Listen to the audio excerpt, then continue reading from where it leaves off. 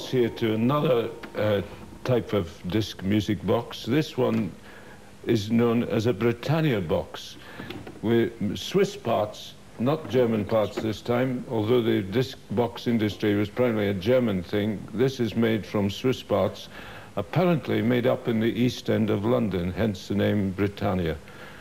Right, on the bed plate you see the Britannia name and St. Cloud and London, so it was Swiss parts. This was the Swiss music box trade, which was primarily the cylinder type music box, getting in on the disc music box act and made up in the East End of London, we're told. We'll put on the disc a French tune, Madame Angot.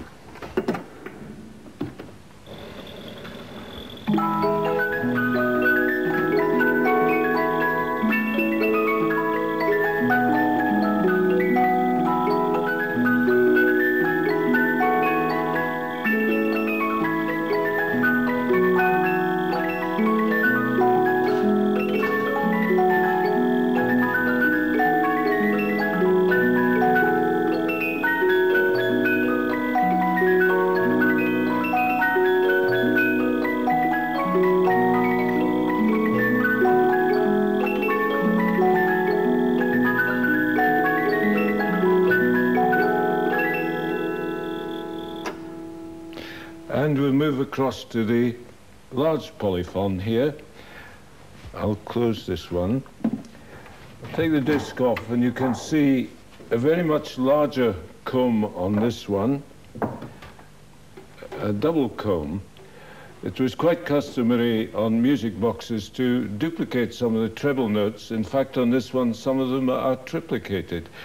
The reason being you cannot sustain a note on a music box. Although it's got a voice of its own, it's not possible to sustain a note. So lots of provision for ornamental passages to cover up that problem. Since these things were made 100 years ago, sometimes the discs get in a bit of a state. They get old and rusty, the edges break and the tags break off, so you lose a lot of the notes. So what we've been able to do, there's another museum down at Chichester. They've got a setup for copying these things. And since the holes that make the tags underneath are present, it's not a difficult matter to duplicate discs. And this is one of the ones they've done for us from our old damaged ones. A real old Victorian tearjerker. You are the flower of my heart, sweet Adeline.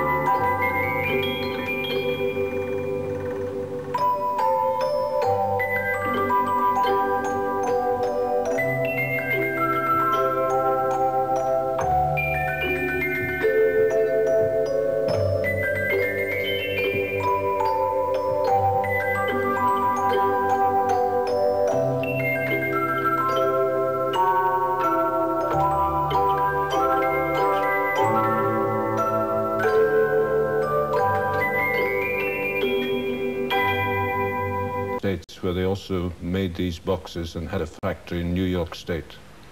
The Large Sinfonium, the company who really started the disc form of music box, this is one of the big ones that would have been used in a public place, in a cafe. Lots of the pubs in England had these things at the turn of the century, dozens of them, and penny in the slot and off it would go. Slot operated. This one has 10 bells, again a double comb, and this time you can see the spring-driven motor that drives these things. This time a double comb, quite large in scale, primarily for volume, and the base plate is fastened to the wooden case, which acts just the same as the back on a piano, an acoustic amplifier. This one has the addition of 10 bells. And although it's lost some teeth in one of the combs, the other one still plays the note. After 100 years, that's not too bad, losing a few teeth. So these things will be playing the music of the day then? Indeed, the tunes of the day, and it was one way composers could get their music heard by the public at large. Albeit the gramophone was already on the horizon, that its disc form came out in 1892, and earlier than that, the American gentleman and his phonograph, some 25 years earlier.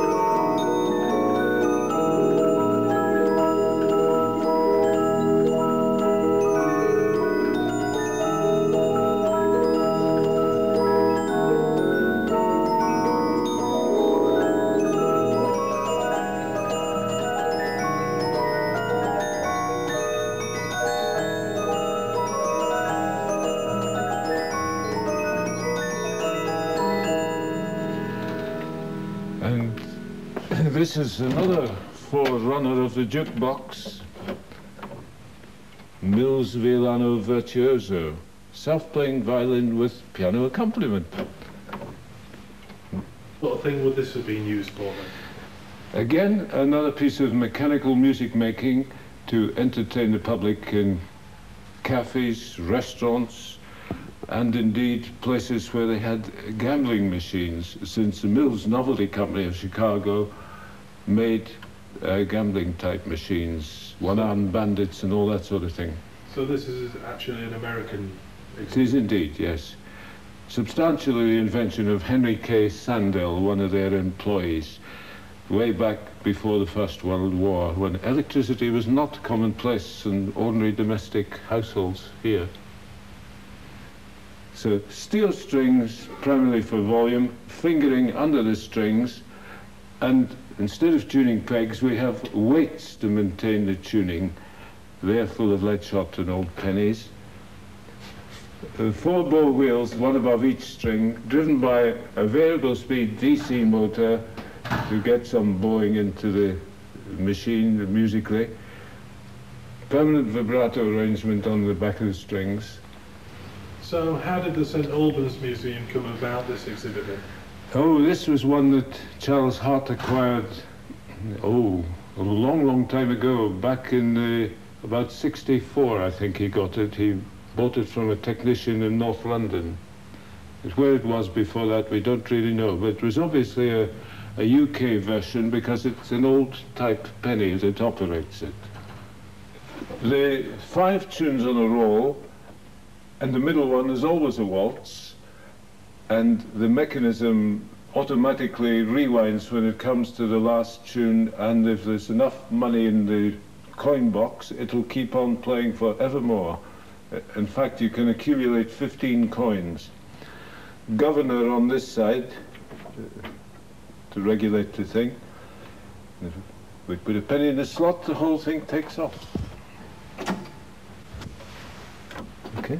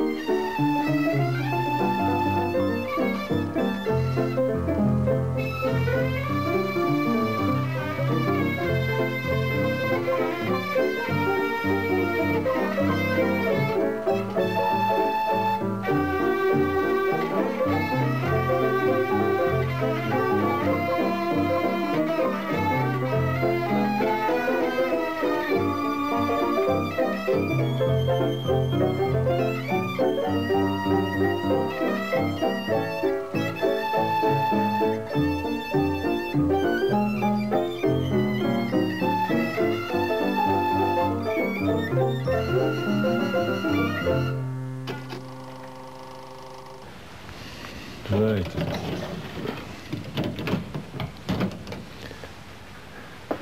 And we come along to the Steinway pianola piano. This has a duo-art mechanism, which is a reproducing system. All the information about the expression that the pianist played is already on the roll, so it reproduces exactly what the pianist played. This particular roll, where my caravan has rested, is being played by Felix Arndt, the man who wrote Nola, and indeed his signature is on here. He says it's a true interpretation of his performance. Felix Arndt.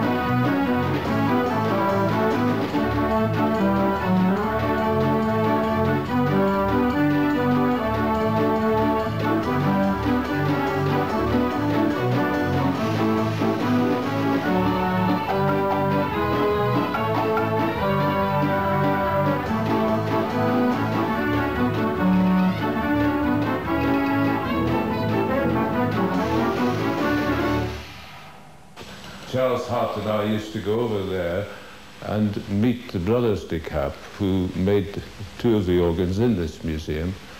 And eventually we bought several, most of which have long moved on to other people, but Charles Hart kept the two best ones, the large 1-to-1 key de Cap and this one, the 92 key de Cap organ. It's got a really lovely melody to it, hasn't it? Yes, it's a great favourite with the public, this one. We've got a fine collection of music, a big library of all kinds of stuff, both continental and traditionally British as well.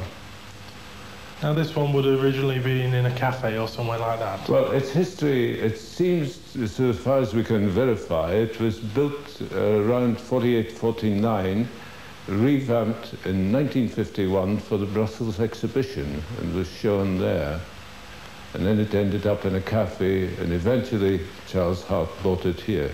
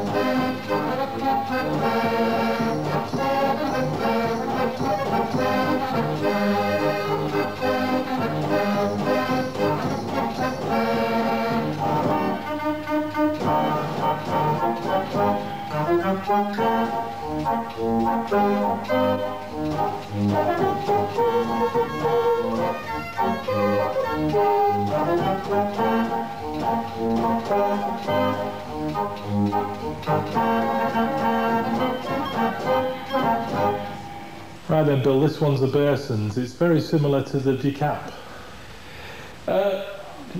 In the way that it maybe plays, it is, but it's a totally different animal from all the other organs in here. It has a complicated bellows system which creates a vacuum to operate all the action and creates wind to blow all the pipe work behind the facade here. The saxophone rank of pipes is immediately behind the instrument here. So what's the history of this one then? Again, another one that Charles Hart acquired back in the middle 60s, 1960s, from Arthur Bus in Belgium, and it was fully restored to come here to St Albans. 95-key Bursens organ. So how rare are these then? Surprisingly, there's quite a number still around in Belgium. There's also quite a number of them have been broken up and converted into Dutch street organs because the mechanism is so light inside. They do away with the front and convert the whole thing into a street organ. Do any of the organs in this museum actually go out? Not anymore. All four of them have been out when Charles Hart used to run his children's amusements at the lake here in St Albans. They were put up in a marquee and demonstrated to the public every day. However, we stopped doing that in 1975. Now these organs really do sound in marvellous condition. How much maintenance goes off here behind the scenes? Oh, absolute mountains of TLC is needed to keep these things in operation. Yeah. This is a 20-note domestic version hand turntable organette. Exactly the same mechanism was used in a very plain box by the street musicians, with a strap round the neck and a pedestal on the ground, and of course they had the inevitable monkey to collect the money. But this being a domestic version, the best we can do is let you have a look at our singing bird to provide a little obligato. And I'll play you some First World War popular tunes.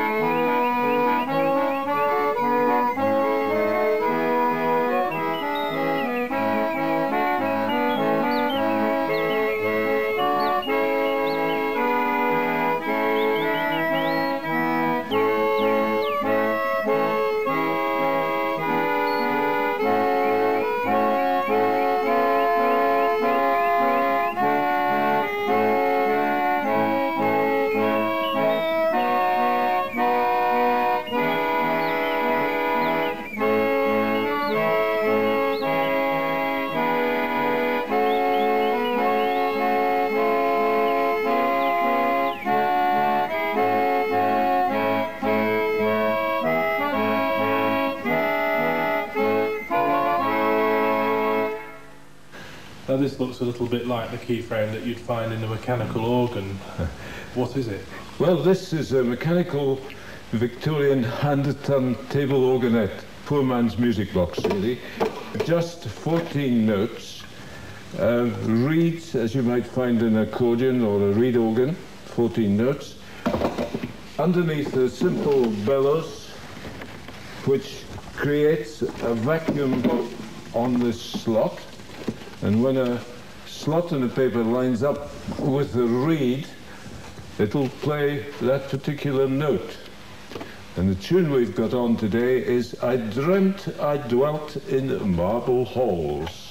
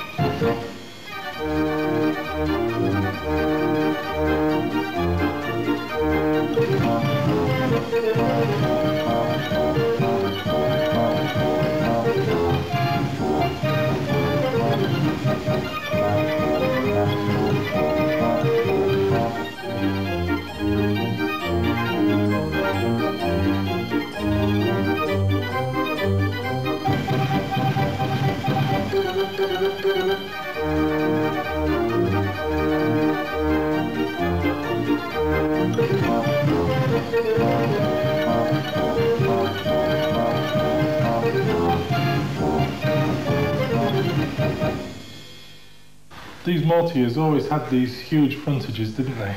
Yes, well, there was a period when they designed this type of Rococo type front, and this is a fine example of that series made by the mortier firm.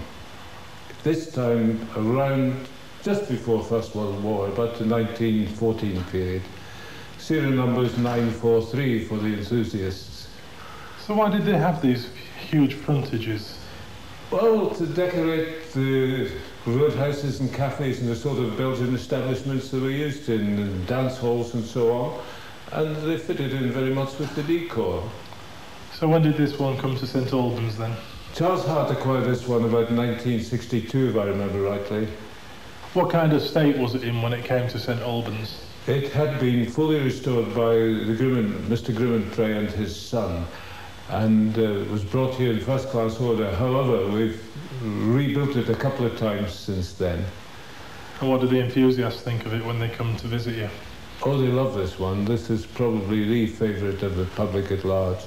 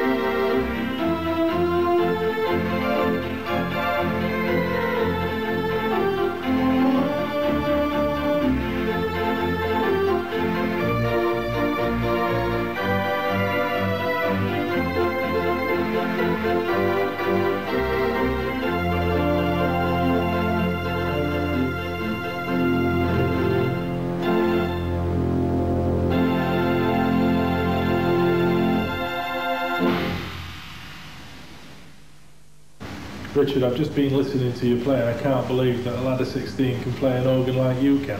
Well, thank you. I've been learning really church organs since I was about 13, and then I moved on to the cinema organ when I was about 14. Then I started playing, properly for the sort of concerts and things. And I've been playing piano since I was about 5. Well, it's just as well that we've got young men like you who are coming through and playing these things. Yeah. What are you going to play us out with then, Well, Richard? I'm going to play Reginald Dixon's famous tune. It's called "Oh, I Do Like to Peep Beside the Seaside."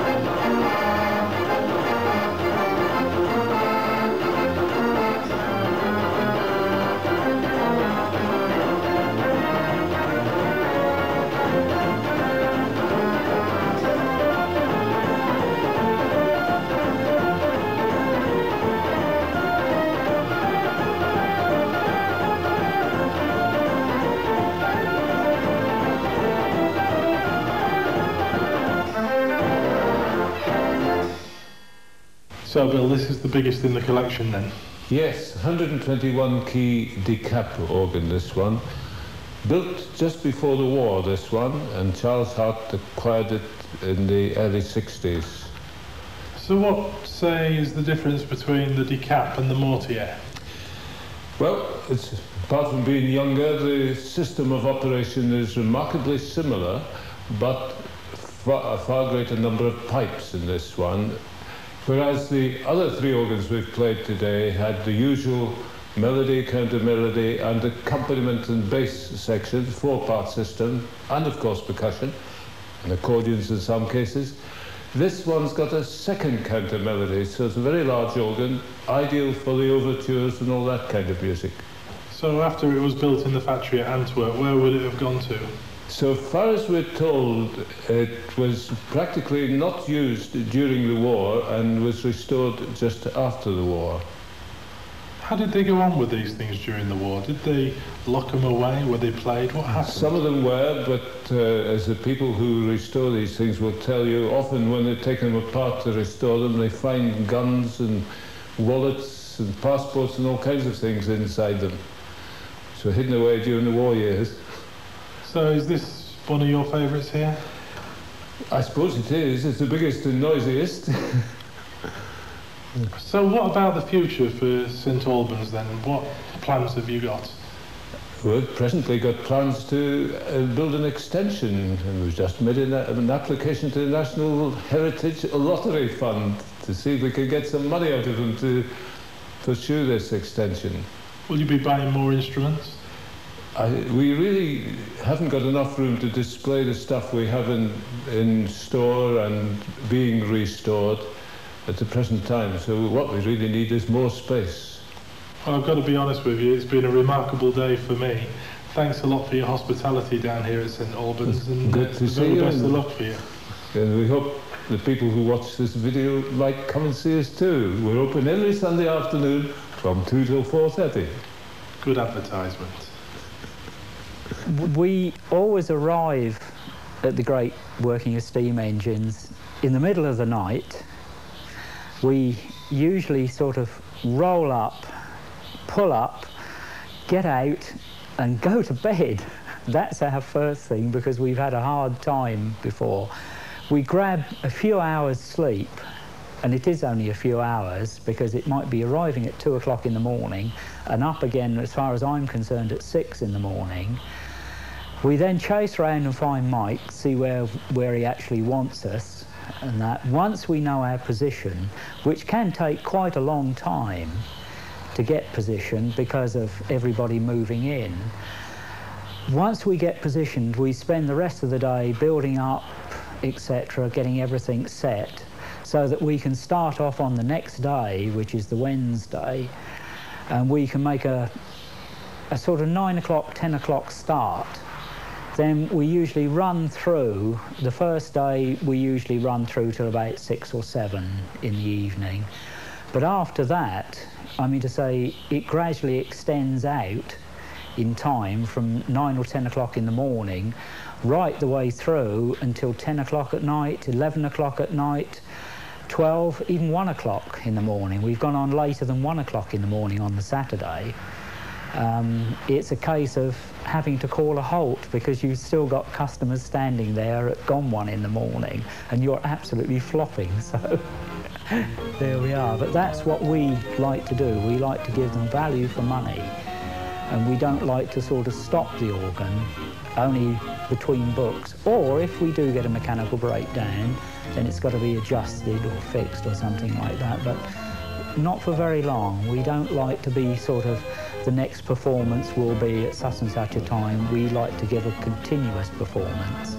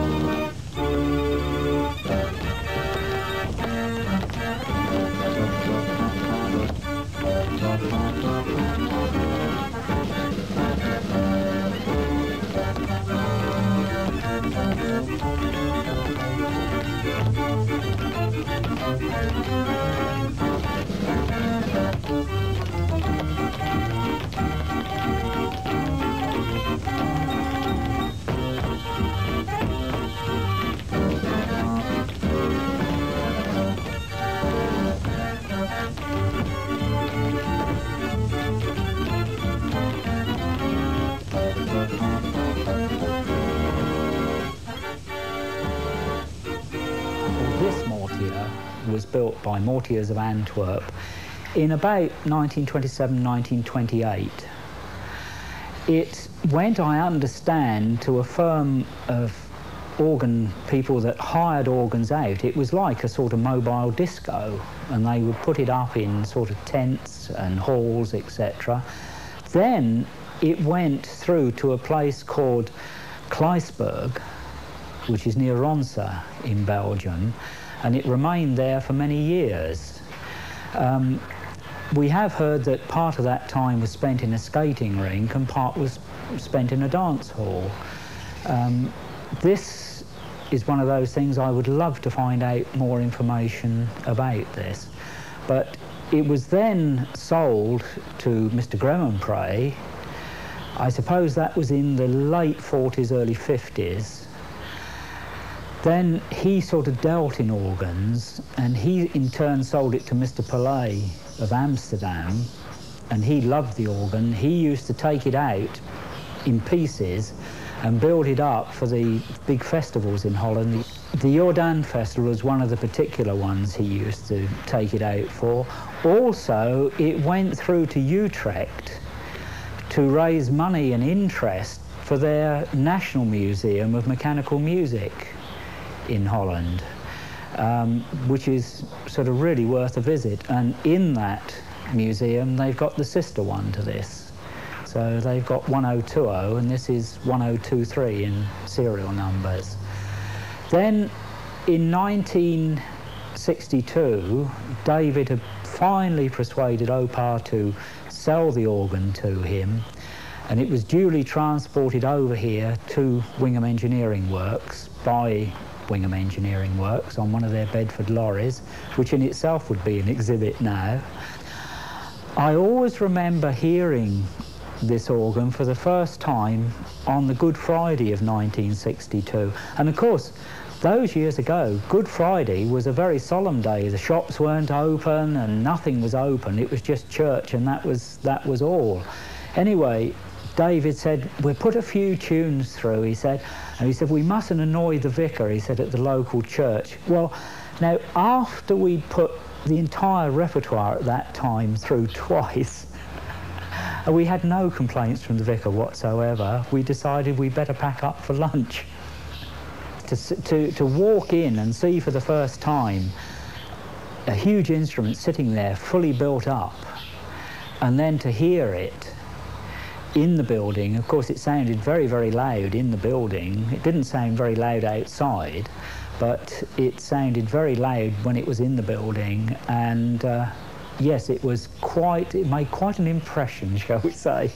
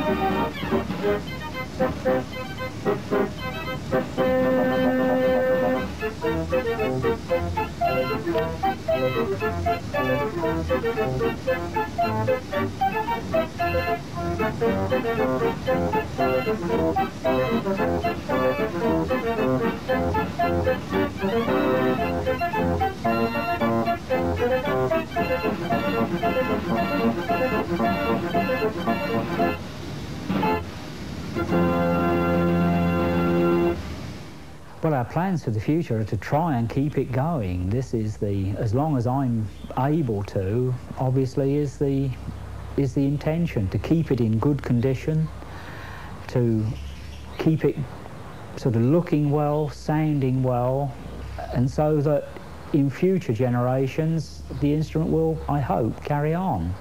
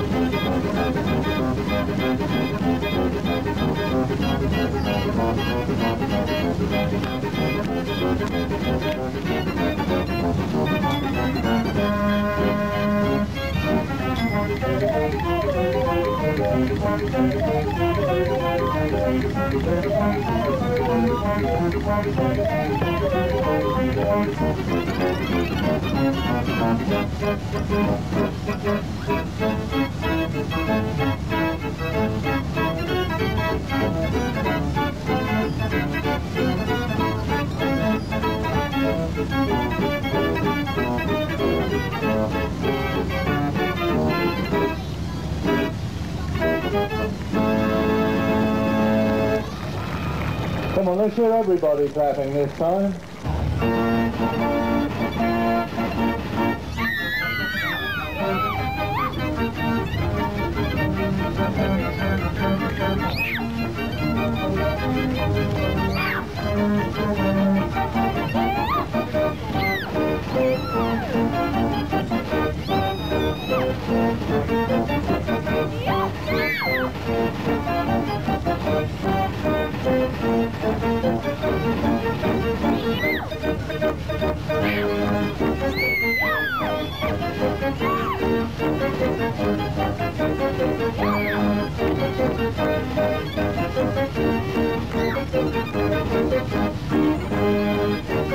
Everybody clap.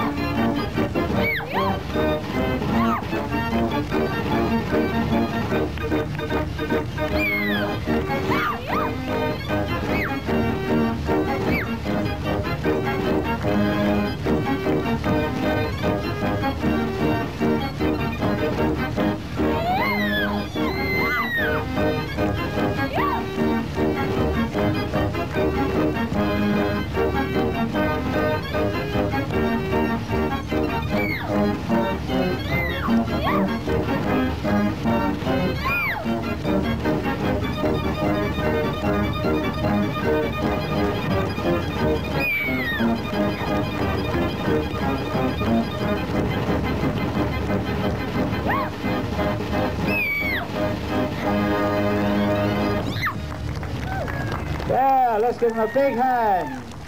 Thank you to the Pauline Reader dancers. Now, take a bow.